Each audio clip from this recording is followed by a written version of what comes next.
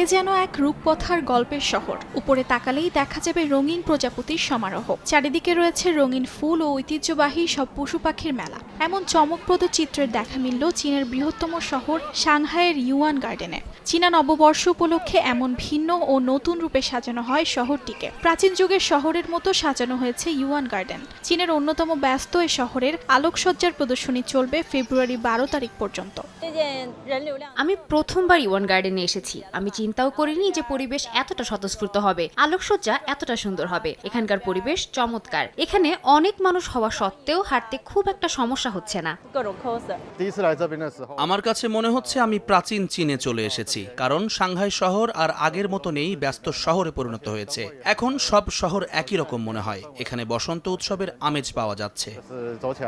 রঙিন আলোকসজ্জা ঘুরে দেখছেন শত শত স্থানীয় বাসিন্দা ও পর্যটক। কেউ কেউ এসেছেন চীনের ঐতিহ্যবাহী পোশাক পরে। পুরো জায়গাটিকে ক্যামেরা বন্দি করে নিতেও দেখা যায় অনেককে। আন্তর্জাতিক বাণিজ্য, সংস্কৃতি, পোশাক শৈলী, প্রযুক্তি ও পরিবহনে ব্যাপক প্রভাব বিস্তার করে সাংহাই শহর।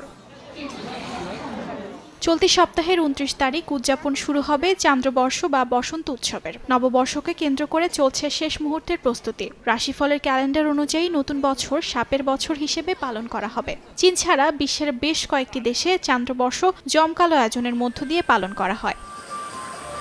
অর্জিতা শহীন, সময় সংবাদ।